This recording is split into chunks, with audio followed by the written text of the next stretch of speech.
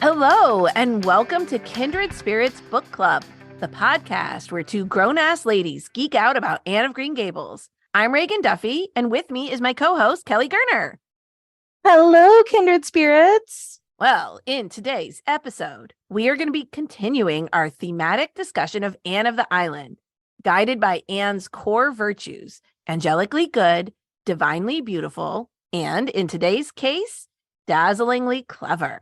Let's look at how Anne's intelligence and ambition shines brightly throughout this book, both in her scholastic endeavors and in her creative experiments. I love Anne of the Island's decidedly collegiate flair. I mean, when you're reading it, you can just picture the ivy-covered brick buildings and like the old-fashioned Letterman sweaters and autumn leaves. So I went to a college with a gorgeous, gorgeous campus, but it was very like Californian in style, Mission Revival architecture and like eucalyptus trees. So not exactly that East Coast Ivy League academic fantasy. In thinking about that, I'm dying to know, Reagan, what was college like for you? What were your favorite classes? And who did you think you were going to become when you were Anne's age, 19 or 20? So I went to college in New York City. It was a small college on the Upper East Side, and it did not have any kind of traditional campus. It's literally just two buildings next to each other. So it did not look at all like I imagined Redmond College must have looked. And the year I started there, the school was trying to recruit more traditional students to both improve their academic reputation and round out their student body that was primarily returning adults and commuter students. But that suited me just fine. A traditional college campus was not necessarily high on my want list. Yeah, I don't see you like lining up for the homecoming game necessarily. Right. That was never my style. So the dorms were just a few floors at the 92nd Street Y, and that had a lot of cool cultural programming that we could access as That's residents. Honestly there. So cool. Like, what an incredible experience. Yeah, I think we saw a fair number of authors speak, and I'm sure. Yeah. lots of very interesting stuff literally right on the bottom floor. And then the sophomores and up could live in the school apartments, which were just really nice apartments in big apartment buildings. Incredible. I love the freedom of college, the bustle and the anonymity of a big city, especially because I came from a rather small town in Maryland. My school had a really big theater and dance program. So there were always shows to see for free or really cheap. And everyone knew someone who was performing in some weird off Broadway experimental theater. Of course. The school advertised that the city is our campus, but it was really true. Yeah. We rollerbladed in Central Park. We ate nothing but dollar slices of pizza, bagels, and diner cheesecake. We hit up museums on the free entrance days. We saw indie movies at the Angelica Movie Theater in the Village. We walked miles every day to save on bus fare. And we felt very cool and adult navigating the city on our own. It was not a traditional campus experience, but it was very awesome in its own way. That sounds incredibly, incredibly cool.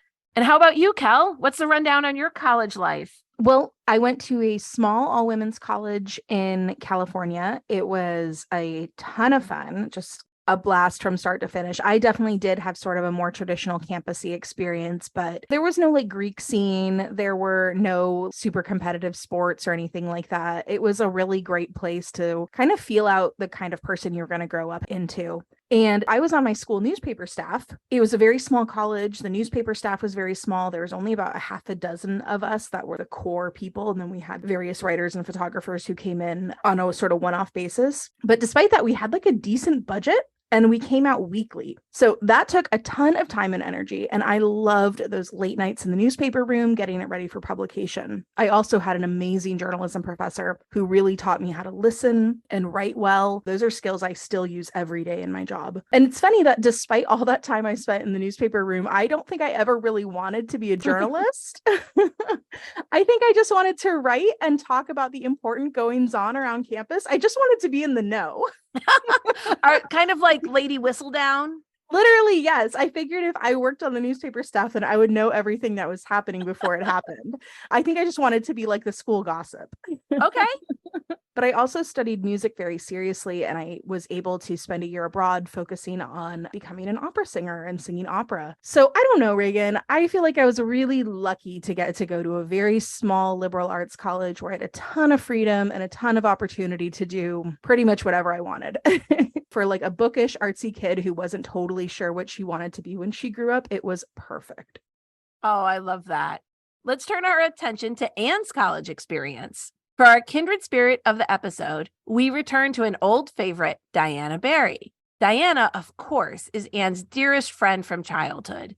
And at this point in the series, Anne and Diana are on two very different paths. Diana is engaged to be married when Anne of the Island begins, and she's planning for a future as a homemaker, a wife, and someday a mother. Anne, on the other hand, is focused on her intellectual and career pursuits. She intends to be able to make her own way in the world. And although they love each other dearly, they don't entirely understand the path the other is on, although they still support each other with their whole hearts. We're going to discuss how Diana's true-hearted love for Anne shows up in Anne of the Island, how her intervention helps push Anne's growth as it relates to her career, and how it's equal parts hilarious, adorable, and symbolic of the ways that Diana and Anne have grown apart. I really love that we picked Diana for this episode as our kindred spirit, because even though this book is very firmly focused on Anne's college years and Diana didn't come on that journey with her, she's still a part of Anne's growth arc in this book in a pretty significant way. Exactly. In unexpected way, but both by illustrating the different path that Anne is not taking and directly intervening in Anne's career growth. For our quote of the episode, let's take a look at Anne's view of college as she's just about to start her sophomore year. "Just one more week and we go back to Redmond," said Anne. She was happy at the thought of returning to work, classes, and Redmond friends. Pleasing visions were also being woven around Patty's place. There was a warm, pleasant sense of home in the thought of it, even though she had never lived there. But the summer had been a very happy one too, a time of glad living with summer suns and skies, a time of keen delight in wholesome things, a time of renewing and deepening of old friendships, a time in which she had learned to live more nobly, to work more patiently, to play more heartily. All life lessons are not learned at college, she thought. Life teaches them everywhere. This is a great theme for this book. Anne's growth is huge in Anne of the Island. She really comes into her own as an adult and learns to set aside some of the quirks that helped her survive her troubled childhood while still embracing the qualities that make Anne uniquely Anne. And while her school days are full of Latin and Greek and poetry, her social and emotional life is teaching her more about who she truly is and helping her refine her vision of who she wants to be. In our story club today, we'll be exploring Anne's academic experience and career aspirations. Anne of the Island begins with Anne Shirley, Gilbert Blythe, and Charlie Sloane getting ready to leave Avonlea for Redmond College. Going to college means they are leaving Prince Edward entirely. And in a way, their journey is also one to grow into people they could never be had they remained at home. Although Anne misses Avonlea terribly before she's even made it to Kingsport, she has resolved to take on this next stage of her life. Yes, I feel like Byron's Childe Harold, only it isn't really my native shore that I'm watching, said Anne, winking her gray eyes vigorously. Nova Scotia is that, I suppose, but one's native shore is the land one loves the best, and that's good old PEI for me. I can't believe I didn't always live here. Those 11 years before I came seem like a bad dream. It's 7 years since I crossed on this boat, the evening Mrs. Spencer brought me over from Hopetown. I can still see myself in that dreadful old wincey dress and faded sailor hat, exploring decks and cabins with enraptured curiosity. It was a fine evening, and how those red island shores did gleam in the sunshine. Now I'm crossing the strait again. Oh, Gilbert, I do hope I'll like Redmond and Kingsport, but I'm sure I won't. Where's all your philosophy gone, Anne? It's all submerged under a great swamping wave of loneliness and homesickness. I've longed for 3 years to go to Redmond, and now I'm going. And I wish I weren't. But Anne's sorrow at leaving her home is tempered with excitement and enthusiasm for the intellectual challenge of the next 4 years. We see that Anne truly enjoys learning for learning's sake. expanding her mind and discovering new things. Anne's first year at Redmond comes relatively easy for her, since she works so hard studying with Gilbert by correspondence course in the preceding 2 years. And as we discussed in last week's episode, she throws herself into the Redmond social scene alongside her friends, Philippa and Priscilla. By the time that Christmas rolls around, Anne is settled at Redmond, and we learn that, quote, the honor of leading in the freshman classes fluctuated between Anne, Gilbert, and Philippa. Priscilla did very well. Charlie Sloane scraped through respectably and comported himself as complacently as if he had led in everything. Of course he did. Anne's hard work in her years before Redmond is paid off, and she is back on top academically, as much as she ever was at the Queen's Academy or in the old Avonlea schoolhouse. We know Anne thrives on competition, and even though she no longer considers Gilbert an academic rival, it's clear she will always want to do well, especially in subjects like English, where she's particularly gifted. She decides to win a scholarship in English, which will pay for her second year of college, and she does in fact achieve this goal. Maud tells us that, quote, Anne enjoyed it thoroughly in all its phases, the stimulating class rivalry, the making and deepening of new and helpful friendships, the gay little social stunts, the doings of the various societies of which she was a member, the widening of horizons and interests. We see that Anne is energized by collegiate life. She can exercise her intelligence and ambition to their utmost potential. When we think that the alternative for Anne would have been to remain in Avonlea teaching school and fending off suitors like Billy Andrews, we know she's in exactly the right place. So here's brilliantly intelligent, dazzlingly clever Anne in all her collegiate glory, having just won a prestigious scholarship and on top of the world. And now she's back in Little Avonlea for the summer. Avonlea is starting to feel uncomfortably small for a young woman who has now seen a bit of the world and realizes that she's smart and talented enough to succeed outside of her hometown. Anne is reconnecting with her old friends who only talk about courtship and engagements and village gossip, whereas she has just done something remarkable and splendid, won a major award from an impressive university that none of them seem to understand. So it's in this context that Anne decides she's going to push her ambition still farther and write a short story for publication in a magazine. She confides her plan in Diana. Speaking of stories, Diana, remarked Anne in a significant, confidential tone, do you know that lately I have been wondering if I could write a short story? A story that would be good enough to be published? Why, of course you could, said Diana, after she had grasped the amazing suggestion.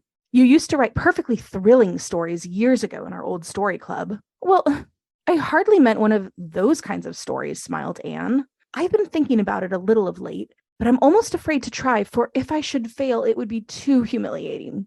I heard Priscilla say once that all Mrs. Morgan's first stories were rejected, but I'm sure yours won't be, Anne, for it's likely editors have more sense nowadays. Margaret Burton, one of the junior girls at Redmond, wrote a story last winter and it was published in the Canadian Woman. I really do think I could write one at least as good. And will you have it published in the Canadian Woman? I might try one of the bigger magazines first. It all depends on what kind of a story I write. What is it to be about? I don't know yet. I want to get a hold of a good plot. I believe this is very necessary from an editor's point of view. The only thing I've settled on is the heroine's name. It is to be Averil Lester. Rather pretty, don't you think? Don't mention this to anyone, Diana. I haven't told anyone but you and Mr. Harrison. He wasn't very encouraging. He said there was far too much trash written nowadays as it was, and he'd expected something better of me after a year at college. What does Mr. Harrison know about it? Demanded Diana scornfully. Oh, she thinks a plot might be something an editor would look for. There is so many funny bits in this passage to me. Oh, it's so Bless her. good. Bless her. And, I adore Diana's absolute faith in Anne at this moment. Diana has no doubt that Anne is going to be able to achieve this, right? She saw all of her story club stories and she's like, of course, those are good enough for magazine publication. But, Diana doesn't really know how hard it is to get published, especially in a national literary magazine, which kind of seems to be what Anne is gunning for here. I mean, I'm not sure about you, Reagan, but I'm almost picturing this as Anne deciding she's going to get published in the New Yorker with her first ever magazine submission, which, believe me, I love the confidence and I love her ambition, but we know this isn't realistic. Well, one of the things we know about Anne, of course, is that her ideals are very real for her. So, of Mhm. course, when she's thinking about being a writer, she's thinking about it in this very idealistic way. She can't help but imagine the most thrilling, most exciting possible edition of every daydream. So, Reagan, when you were a kid reading Anne of the Island, did you have a sense of Anne's likelihood of success here? I think even as a kid, I knew that it's pretty hard to get published right away. So, of course, I wanted Anne to succeed, but I was pretty sure this was going to be a learning moment for her, not a triumphant one. Yeah, and for all of Diana's like blind faith in Anne, she sort of foreshadows that a little bit when she's telling Anne, hey, even Mrs. Morgan didn't get published right off the bat. Right. So as Anne's story takes shape, she tells Diana about it and even allows Diana to name a minor character, although not without a lot of input from Anne. Anne names the story Averil's Atonement, which is just classic. I love the drama. What do we think Avril is atoning for in this story? Because it sounds like the kind of title where Anne loved the sound of the literary alliteration of it, Mhm. but it didn't arise organically from the story itself. She kind of crammed her story around the title. Yeah, I don't know. We don't know enough about the plot of the story to know what the actual atoning is for, but I would love to hear everyone's theories. Mhm. Diana asks Anne how much Anne thinks she might earn for selling this story, and Anne doesn't even answer her. The text explains that Anne, quote, was in pursuit of fame, not filthy lucre, and her literary dreams were as yet untainted by mercenary considerations. So for Anne, this is really about a public recognition of her skill and talent. Earning a living off of writing is not part of her plan at this point. And I think this is a good example of Anne's romanticism getting in the way of her reality. We're going to discuss at length how her dreams and ideals around romance stand in the way of an actual romantic connection. But here too, Anne's high minded ideals about art are standing in the way of actually making art and selling it in a practical way.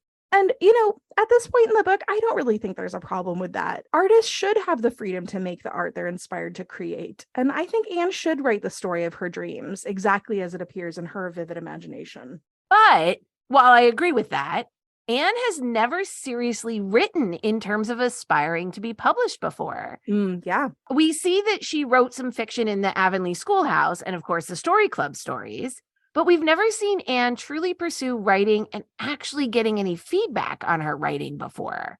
I'm sure her academic papers have critiques from professors, but that's very different from getting critical feedback on fiction stories. Anne has generally only showed her stories to Diana that we know of, and she might be a little bit blinded by Diana's fierce conviction that everything that Anne does is incredible. No, that's right. And Anne probably has had accolades at school for her good writing, but that's in the context of what I imagine to be like analytical papers or, things Right. like that, not creative writing necessarily. And, that's not necessarily something you hit out of the park the first time. The tension, of course, comes when Anne's lofty artistic vision encounters the real world. Her beta readers, Diana and Mr. Harrison, give Anne feedback that she's not really open to receiving. Diana tells Anne she likes the villain best, and she thinks that the scene where the heroine bakes a cake is out of place in the melodramatic story. Anne pushes back, and Diana steps back and accepts defeat, telling Anne that the story is perfectly lovely.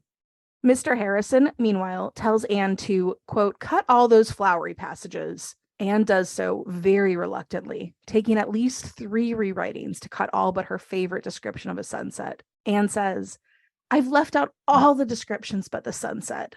I simply couldn't let that go. It was the best of them all. It hasn't anything to do with the story, said Mr. Harrison. And you shouldn't have laid this scene among rich city people. What do you know of them? Why didn't you lay it right here in Avonlea? Changing the name, of course, or else Mrs. Rachel Lynde would probably think she was the heroine. Oh, that would never have done, protested Anne. Avonlea is the dearest place in the world, but it isn't quite romantic enough for the scene of a story. I love this ironic moment, don't you? Mm-hmm. Here's Anne saying Avonlea is not romantic enough to be in a story, when in fact, Maud has made Avonlea the setting of a terribly romantic story, maybe even the most romantic story. In our opinion, anyway. Yeah, in the opinion of these podcasters. Well, and I also wonder how Anne's belief that Avonlea isn't romantic enough for a story affects her own ability to see romantic love as a possibility in her life. Oh, I definitely think it's related. Anne is used to thinking about romance as something that happens to other people in other places, grand people in dramatic settings. She doesn't ever think about it as something that happens to ordinary people in ordinary settings. Therefore, she can't think of romance as related to ordinary boys like Gilbert. Mm-hmm. Mr. Harrison actually points out that Anne's characters don't talk like real people and says, quote, they talk too much and use too high-flown language. There's one place where that Dalrymple chap talks even on for 2 pages and never lets the girl get a word in edgewise. If he'd done that in real life, she'd have pitched him. She'd have pitched him. Anne is absolutely mortified by that, talking about her heroine pitching her suitor.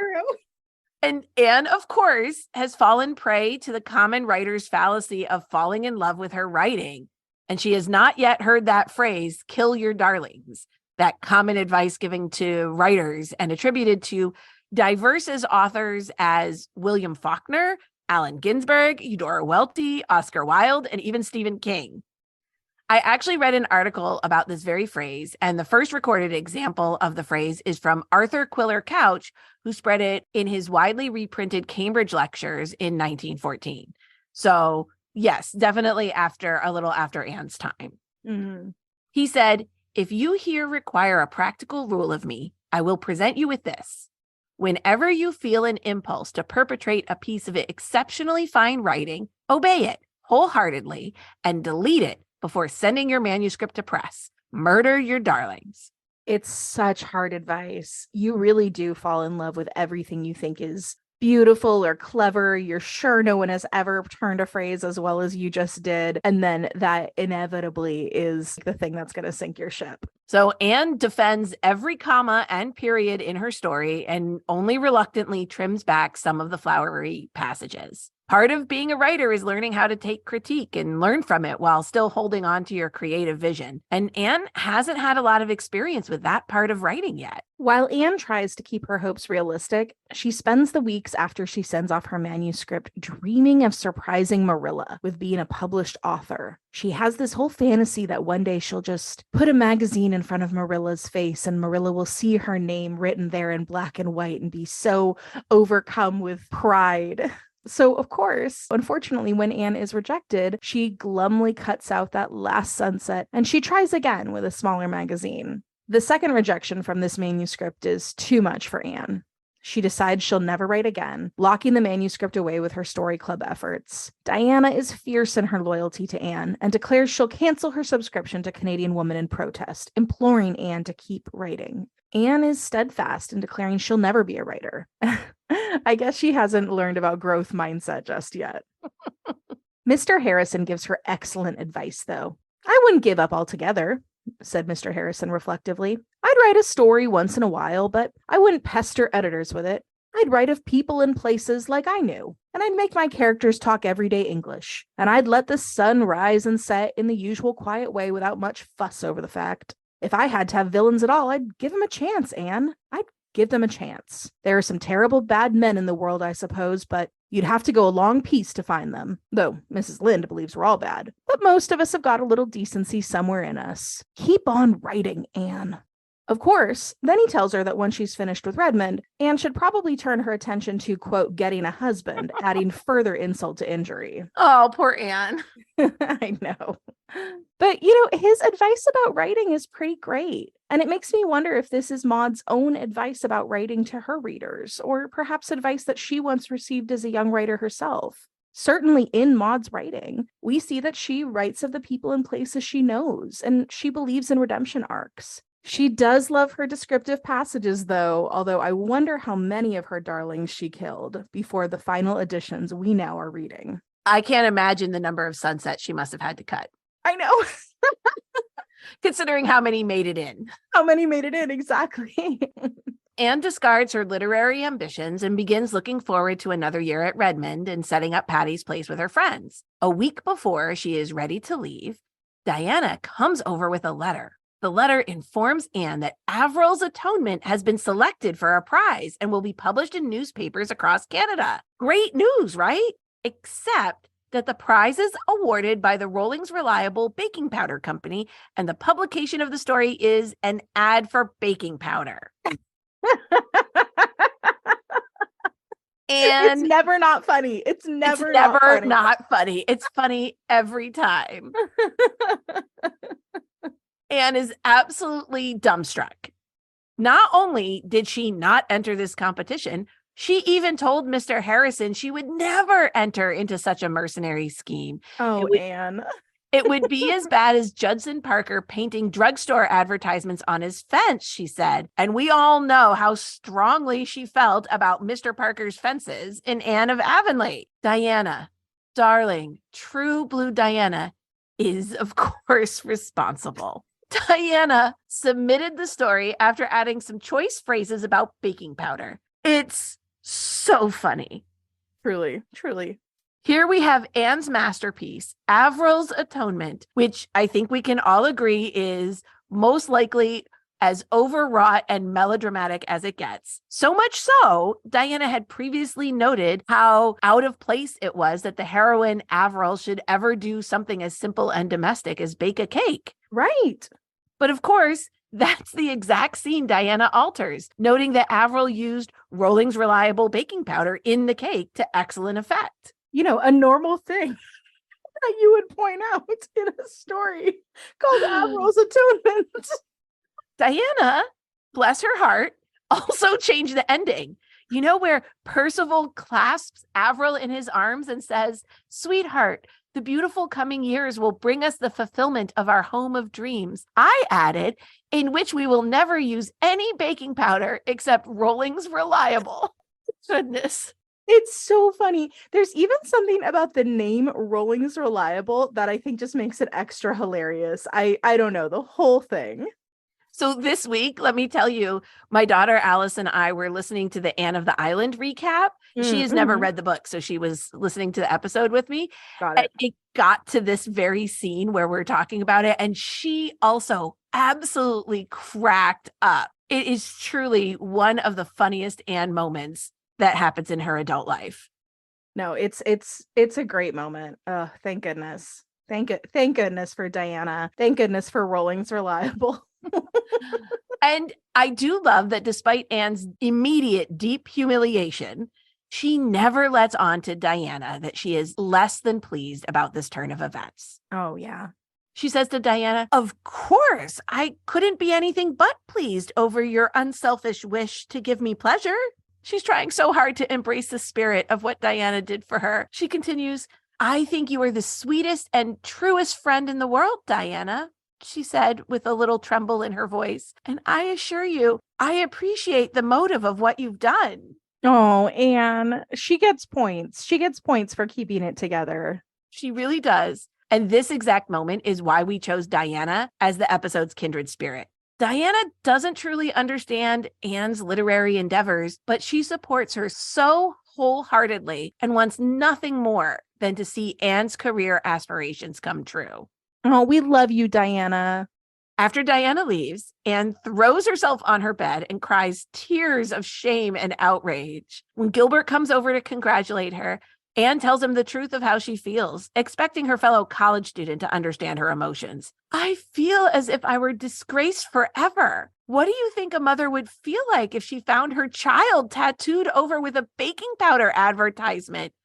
I feel just the same. I loved my poor little story, and I wrote it out of the best that was in me. It is sacrilege to have it degraded to the level of a baking powder advertisement." Oh, gosh, Anne. She goes on to elaborate, and I think this here is the crux of Anne's emotion at this moment. "Don't you remember what Professor Hamilton used to tell us in the literature class at Queen's? He said we were never to write a word for a low or unworthy motive, but always to cling to the very highest ideals." You know, a statement like that would have resonated like a bell with 15-year-old Anne. And you know that she has been carrying it around in her heart, and she hears it every time she takes her pen in hand. On top of that, Anne is sure that if the word gets out at Redmond, everyone will laugh about it. Gilbert is far more pragmatic and assures her, the Reds will think just as I thought, that you, being like 9 out of 10 of us, not overburdened with worldly wealth, had taken this way of earning an honest penny to help yourself through the year. I don't see that there's anything low or unworthy about that, or anything ridiculous either. One would rather write masterpieces of literature, no doubt, but meanwhile, board and tuition fees have to be paid. Oh, Gilbert. I love that perspective.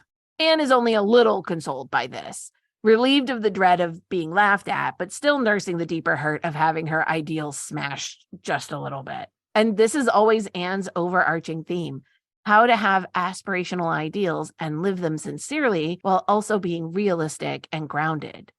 We don't want Anne to give up all her ideals. We just want her to come to a place where she can have both grand aspirations and also joy in the real world. It's so true. And, while the Averill's atonement scenes are hilarious and so memorable, I mean, seriously, you guys, search Rolling's Reliable on Etsy for so much funny fan-made merch. You can get shirts and book bags and stickers. I mean, sky's the limit. But, this moment is also teaching Anne that important lesson about grounding your ideals, even if it's teaching her in a way that feels really painful for her. But Reagan, okay, do you think that if Anne had written Averill's Atonement and it went the way she hoped, if it was published and celebrated and she saw her name printed in a national magazine, do you think that version of Anne would have later been able to know herself well enough to know that Roy wasn't right for her? Because I speculate that that version of Anne might have gone on and married him after all, believing still so powerfully in her romantic ideals over all else. She almost had to suffer this humiliating setback to realize that real life isn't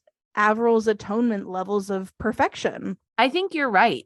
This is very clearly a part of Anne's process, a part of resetting her ideals, not settling or throwing her ideals away the way that Anne fears, but a resetting that includes romance and art in more ordinary settings and with ordinary people. During Anne's next year at Redmond, we don't hear very much about her academic or career aspirations. She's still working very hard in all her classes, but relieved of the pressures of having to win scholarships due to Miss Josephine Barry's generosity to Anne and her will. There are fewer opportunities for sophomores to earn scholarships anyway, so it's a handy piece of luck that Miss Barry has remembered Anne in this way.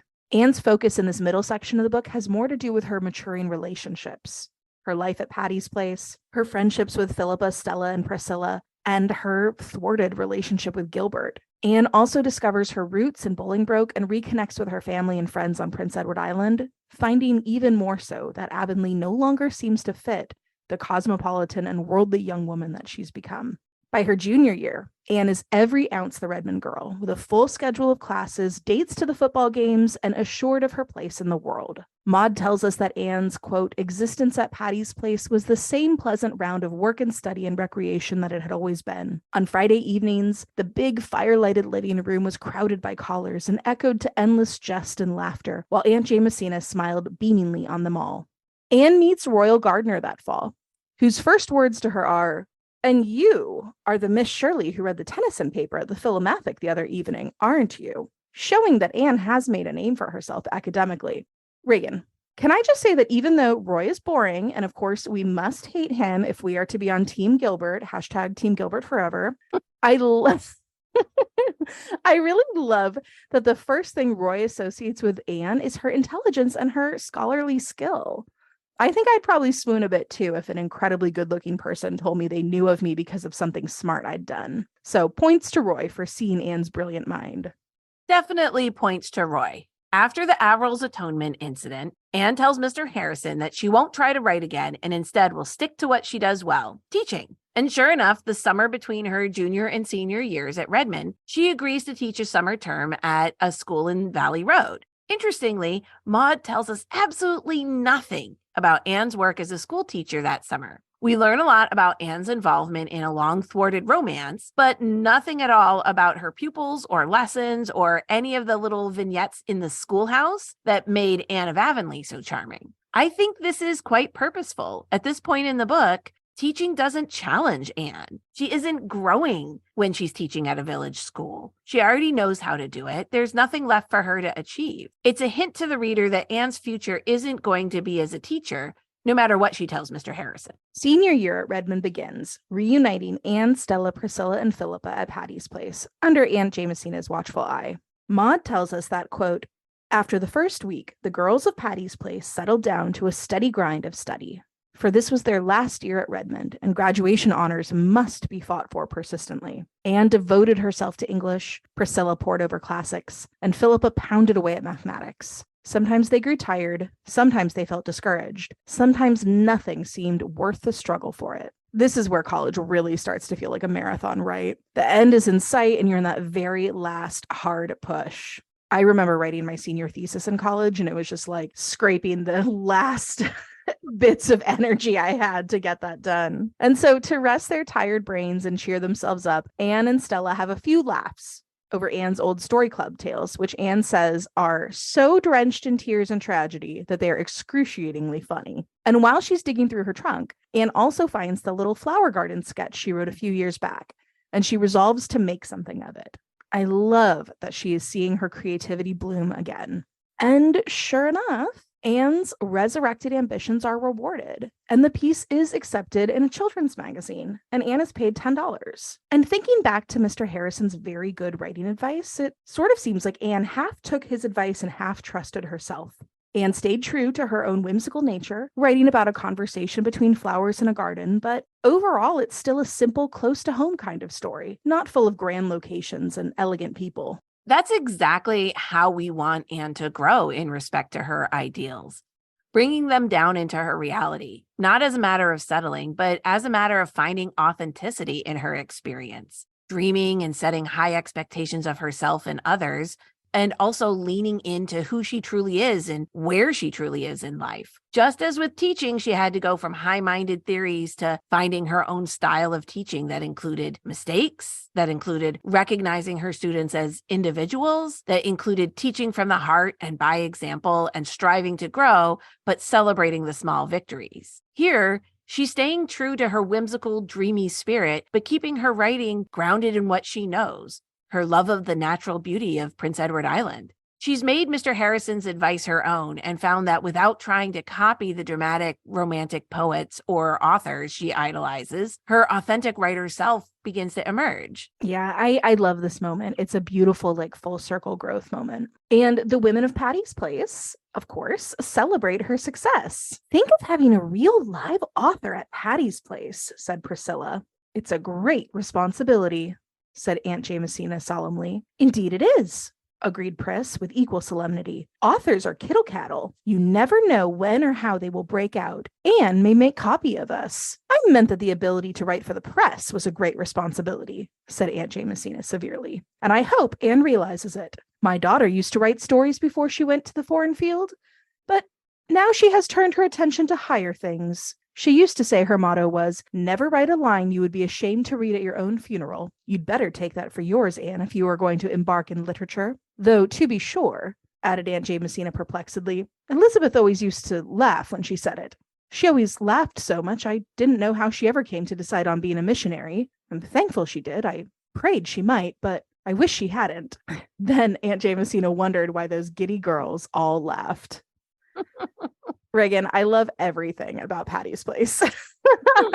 You can just tell there is so much genuine warmth and camaraderie, and they all really cheer each other on. As the end of the year approaches, Aunt Jimsy asks the girls, have you learned anything at Redmond except dead languages and geometry and such trash? She just cuts right to it. Oh, yes, I think we have, Auntie, protested Anne. We've learned the truth of what Professor Woodley told us last Philomathic, said Phil. He said, humor is the spiciest condiment in the feast of existence. Laugh at your mistakes, but learn from them. Joke over your troubles, but gather strength from them. Make a jest of your difficulties, but overcome them. Isn't that worth learning, Aunt Jimsy? Yes, it is, dearie. When you've learned to laugh at things that should be laughed at and not laugh at those that shouldn't, you've got wisdom and understanding. What have you got out of your Redmond course, Anne? Murmured Priscilla aside.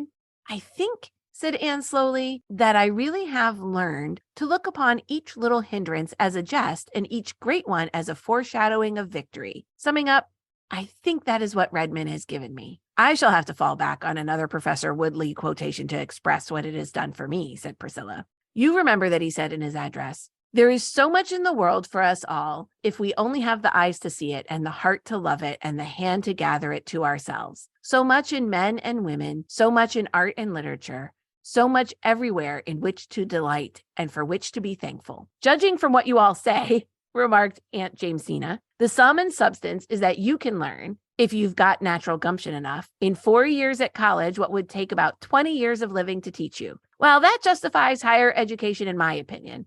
It's a matter I was always dubious about before." I love that the girls are able to come up with enough pithy quotations about sort of life lessons to to justify higher education to Aunt Jimsy. I am quite impressed by Professor Woodley, Oh, who yeah. had so many good things to say that the girls remember them quote for quote. I know. Don't know if I can remember anything any of my college professors said. Quote for quote. No, I mean, what were they doing? Taking notes of, his speeches as he was saying them? Perhaps. I don't know. All right. So shout out to Professor Woodley, I guess. So before we wrap up Anne and her ambitions, let's take another look at Diana. Well, Anne has been off at school, getting this fabulous education, writing stories, winning awards, teaching school, gallivanting about with dear friends and beaux and seeing more of the world. Diana has been at home in Avonlea on her own parallel journey to her own next chapter. Diana is engaged to Fred when the book begins, and they get married the summer before Anne's senior year in a perfect little Avonlea wedding. By the time Anne graduates and comes home, Diana has become a mother, and Anne has that bittersweet moment of feeling happy for her friend, but also terribly lonely that their paths are so different in that moment. Diana's past 4 years could not have been more different from Anne's, but Anne sees in her friend a love and contentment with her life that Anne isn't feeling at that particular time. And it's not because Anne regrets college. Of course, higher education was the right path for creative, intelligent, curious Anne, but it hasn't led her to this moment of serene certainty that Diana is experiencing. So once again, Anne is given this little nudge from the universe to reconcile her ideals and ambition with an honest appraisal of what she needs or who she needs to be happy. And we will talk all about that in our next episode. Please join me on a ramble down the Birch Path to discuss women in higher education. I don't know about you, Reagan, but when I read Anne of the Island as a kid, there was nothing spectacular about Anne going to college. That seemed like a totally normal thing for a girl to do. What did you make of her attending college? Right. Like you, I didn't appreciate the historical nature of Anne's college attendance. It was pretty much taken for granted in my home and among my peers that we would all be attending some form of higher education, most aspiring to at least a bachelor's degree. I definitely didn't think of the act of attending college itself as anything particularly noteworthy. Yeah, I didn't have the historical perspective to know how rare it was for a woman to attend college in the 19th century. So I kind of want to backtrack and think about the timeline of the book series. We're never given exact years, but we know that the Cuthberts adopted Anne in the late 1870s. Assuming that Anne was adopted as late as 1879 at age 11, by the time Anne matriculates at Redmond at age 18, it's probably about 1887, right? So now here's the historical context for you. Dalhousie University, which is the school that the fictional Redmond is sort of loosely based on, Dalhousie awarded its first Bachelor of Arts degree to a woman in 1885. That first female graduate was Margaret Florence Newcomb from Grafton, Nova Scotia. That's amazing. If we line this up with Dalhousie, Anne is starting college in the first couple of classes to have women attending at all. Yeah. That's amazing. Right. Anne, Philippa, Priscilla, and Stella are coming in pretty hot on the heels of higher education, even being available to women, especially in the Eastern Maritimes of Canada. So for all the ways that Anne's experience as a student feels to us like reminiscent of our own, cozy days in the dorm, studying with our friends close by, we need to kind of keep in mind how remarkable Anne and her friends really are for their time. And in fact, the 19th century was the earliest point in modern Western history when higher education was even available for women. For centuries, that was a privilege reserved only for men. Since women were historically not allowed to be doctors, priests, or lawyers, which were traditionally the trades that required that level of education, they were not permitted to attend the universities educating young men for those professions. In contrast, the acceptable career paths for women were domestic or cloistered, so housekeepers, domestic servants, nuns. So women were educated at home, often by their mothers, or in wealthier families by tutors. The rare woman who did seek higher education faced intense scrutiny and persecution, such as Elena Lucrezia Cornaro Piscopia, who in 1672 enrolled at the University of Padua to study theology. Although Piscopia's intellect impressed her professors and fellow scholars, ultimately the Catholic Church intervened and barred her graduation. Could you imagine? The Catholic Church intervened. Oh my God. The university did ultimately issue Piscopia a degree as a teacher and a doctor in philosophy, but not without a fight. And then they did not award a degree to another woman for 3 more centuries. Outrageous. I know. But, meanwhile, philosophers and activists were working to turn the tides. In 1694, the English philosopher Mary Astell anonymously published a pamphlet entitled A Serious Proposal to the Ladies for the Advancement of Their True and Greatest Interest. And 3 years later, she published A Serious Proposal Part 2, which outlined her plan to establish a new type of institution for women to assist in providing women with both religious and secular education. She argued that women's career options should extend beyond mother or nun. Well, Miss Astell, I would like to subscribe to your pamphlets. Same. Thank you, Miss Astell, for, getting the ball rolling here. And ultimately, it was not until the 1800s when Astell's proposal began to be realized. Women's colleges started opening. In the United States, Mount Holyoke College opened in Massachusetts in 1837, and Wesleyan College opened in Georgia in 1839. In England, Whitelands College opened in 1841. English people, if that's actually pronounced like Whitlands College or something, please correct us. And in Canada, Mount St. Vincent University opened in 1875, and numerous other institutions of higher education for women were also founded right around that time in the middle of the 19th century, including, of course, my own alma mater, Mills College, which was founded in 1852 as the first women's college west of the Rockies. Shout out to Mills.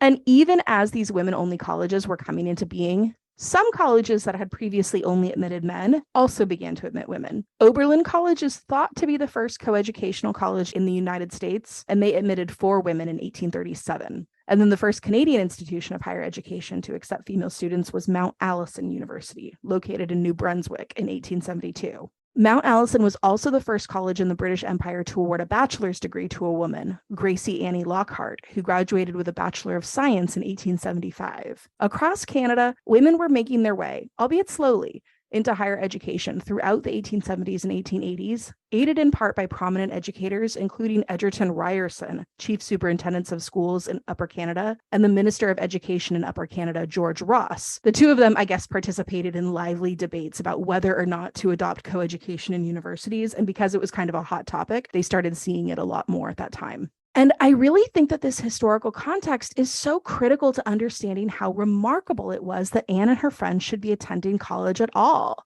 There were few such opportunities available to women, and educating women beyond a secondary school level was unusual and seen by many as unnecessary, including by characters in this book. Mm-hmm.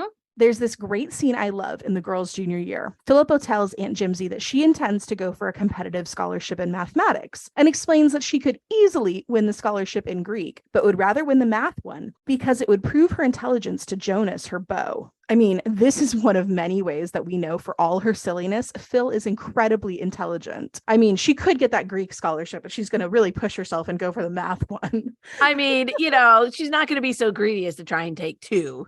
Right. No. And imagine, right, that even a few years earlier, someone as bright as Phil would not have even been able to attend college just because she's a girl. So Aunt Jimsy is a little perplexed by Phil's pronouncement. When I was a girl, it wasn't considered ladylike to know anything about mathematics, said Aunt Jamesina. But times have changed. I don't know that it's all for the better.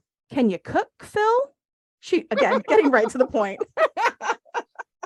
And Phil replies, no, I never cooked anything in my life except a gingerbread, and it was a failure. Flat in the middle and hilly round the edges. You know the kind. But, Auntie, when I begin in good earnest to learn to cook, don't you think the brains that enable me to win a mathematical scholarship will also enable me to learn cooking just as well? Maybe, said Aunt Jamesina cautiously.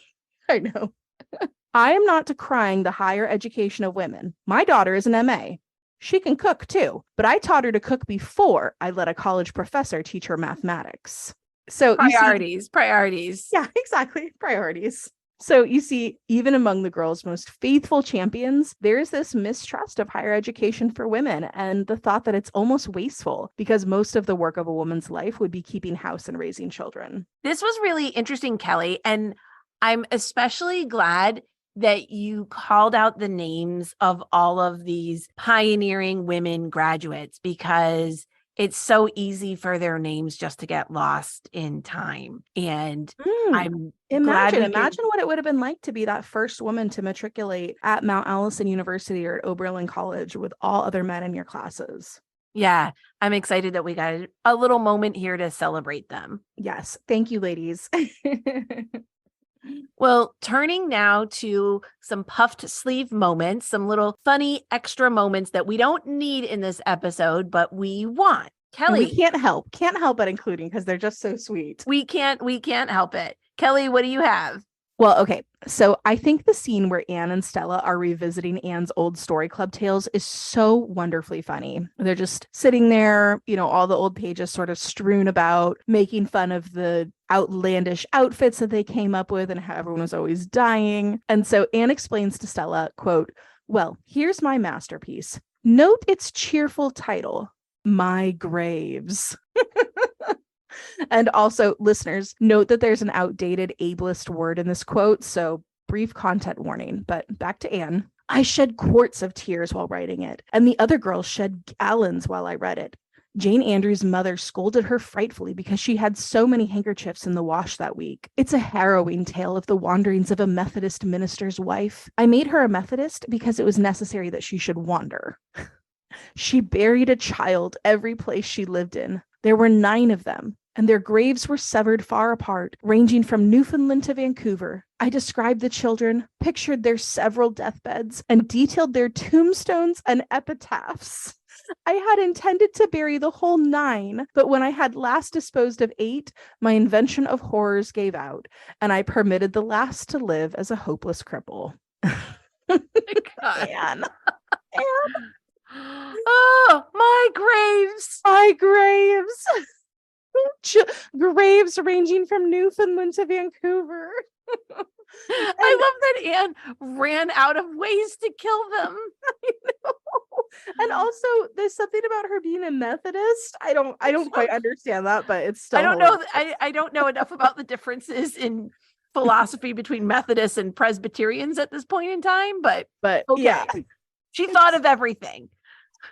And it's such a delicious moment. It's not just a funny story, but it also does help inspire Anne to continue her creative writing efforts, right? Because when she can see how much she's improved since Story Club, she knows she can keep getting better. Right. Well, we got to growth mindset eventually.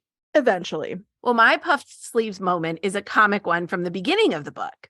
Anne is prepping to leave for Redmond and has a day in which all the ladies of the community have popped by to say goodbye to Anne, and they have left her doubting the goodness of her decision to go to college. The quote says, "Mrs. Peter Sloane sighed and said she hoped my strength would hold out till I got through, and at once I saw myself a hopeless victim of nervous prostration at the end of my 3rd year. Mrs. Eben Wright said it must cost an awful lot to put in 4 years at Redmond, and I felt all over me it was unpardonable in me to squander Marilla's money and my own on such a folly. Mrs. Jasper Bell said she hoped I wouldn't let college spoil me as it did some people, and I felt in my bones that the end of my 4 Redmond years would see me a most insufferable creature, thinking I knew it all and looking down on everything and everybody in Avonlea. Mrs. Alicia Wright said she understood that Redmond girls, especially those who belonged to Kingsport, were dreadful dressy and stuck up, and she guessed I wouldn't feel much at home among them, and I saw myself a snub, dowdy, humiliated country girl shuffling through Redmond's classic halls in copper-toned boots." Oh, Anne.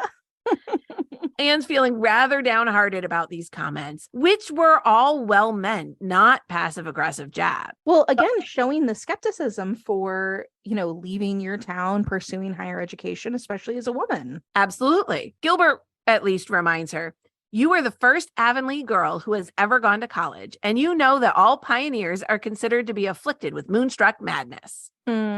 Gilbert, again, just perfect perspective, perfect reframe.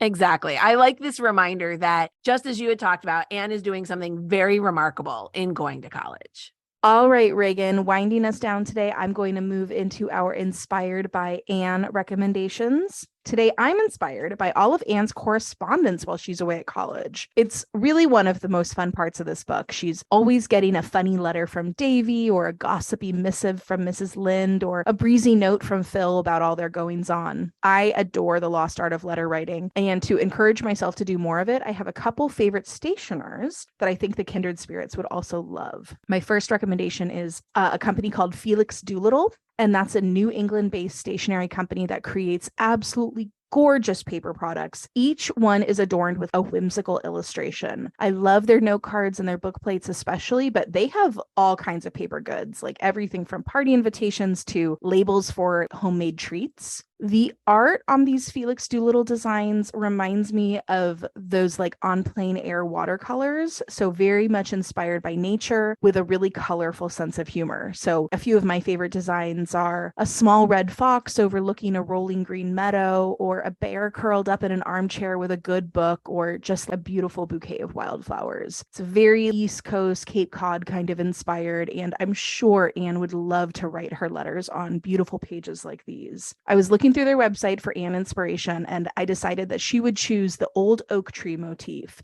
with beautiful branches stretching across the top of the page. Love it. I love some good stationery. And then another one I also love is called Open Sea Design Company, and that's a Brooklyn-based stationer. And they have a Victorian natural philosopher type bent. Think vintage nature illustrations. So if you love that sort of dark academia aesthetics, you will absolutely adore their oval-shaped note cards and tarot-inspired notebooks. Their designs are really dark and ornate, and they just make my little goth heart very happy. I could absolutely see Anne sending Paul Irving a letter inquiring about the rock people on their seashells and pearls note cards. That is such a great inspiration, Kelly. And, that makes me nostalgic for the letters I wrote and received in college myself.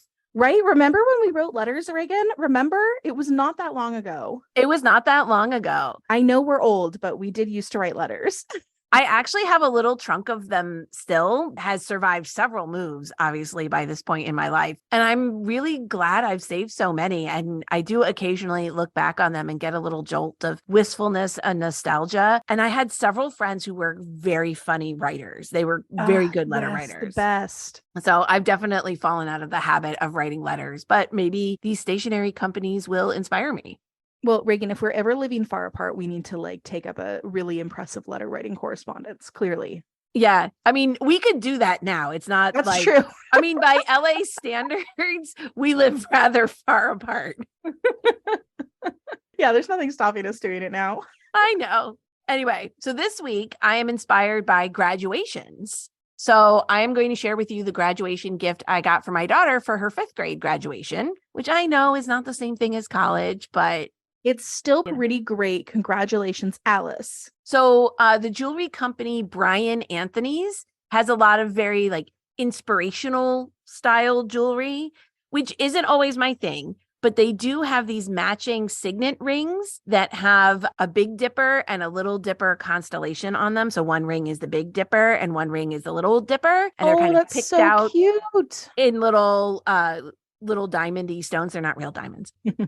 And I think they are meant as a big sister, little sister set, but I bought them for Alice and I as a graduation gift for her.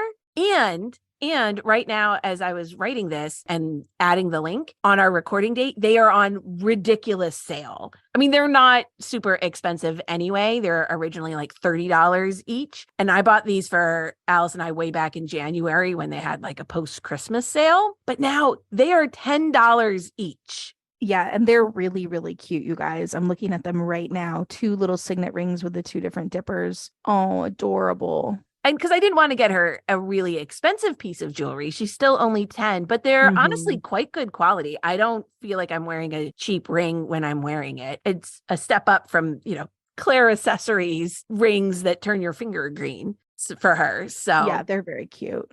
But they're so sweet, and they have them in silver or in 14 karat gold. And I just kind of love the symbolism. So if you have a young graduate in your life, these are really nice mother-daughter gifts or sister gifts or friend gifts. And if you hurry up and buy them when this episode comes out, you can $10, man. Yeah, that's great. Those are really cute, Reagan. Listeners, we are linking all of our recommendations in the show notes. So if you want to know where to find beautiful stationery or adorable matching mother-daughter rings, we will hook you up. Thank you so much for joining us, kindred spirits. Next time, we will be delving into the romance in Anne of the Island, and we hope you'll tune in for what is sure to be a very fun episode. In the meanwhile, come find us on Instagram at kindredspirits.bookclub, where we would love to hear all your theories about the true plot of Avril's atonement. Seriously, just DM us. If you share something that's funny, we'll share it in our stories. We would very much appreciate it if you would rate and review us on Apple Podcasts so your fellow kindred spirits can find us. Thank you. Bye, kindred spirits.